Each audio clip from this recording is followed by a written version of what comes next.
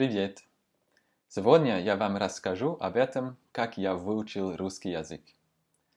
Вначале нужно сказать, что на самом деле невозможно выучить язык, потому что выучить– это значит, что вы совсем закончились учить.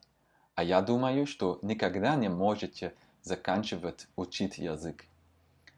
Поэтому я просто вам скажу, как я достал этот уровень в русском языке. Когда мне было 13 или 14 лет, у нас были гости из Украины. Они остались несколько дней у нас, а я их попросил научить меня немного русскому. Но я только выучил говорить несколько простые фразы, как «Ты мальчик? Да или нет?» или «Ты кит? Да или нет?»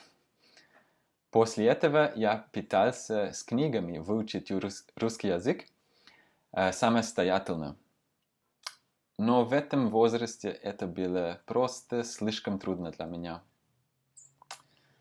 10 лет спустя я поступил в университет в Цюрихе на лингвистический факультет.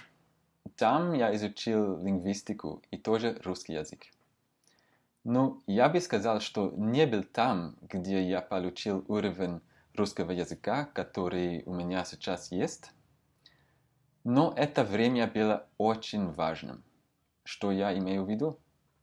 Я имею в виду, что сдать экзамены не то, что помогло больше всего, а слушать все эти уроки на русском языке, это было очень-очень полезно для меня. Дело в том, что наша преподавательница с нами говорила только по-русски. Поэтому после нескольких месяцев я уже мог понимать русскую разговорную речь много-много лучше, чем назад. С тех пор я послушал очень много русской речи. Но важно сказать, что я не слушаю какую-либо речь. Для меня очень важно искать подходящую речь. Это значит речь, которую вы можете понимать достаточно легко.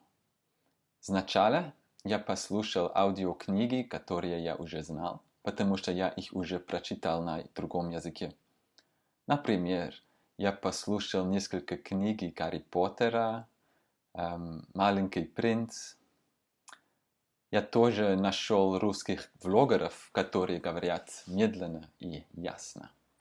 Есть много каналов YouTube для изучающих русский язык, а это просто замечательно.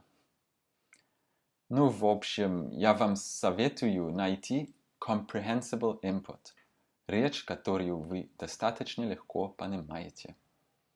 Вы не должны понимать все. Если вы сначала понимаете 40%, это хорошо. Важно, что вы много слушаете и что вы с удовольствием слушаете.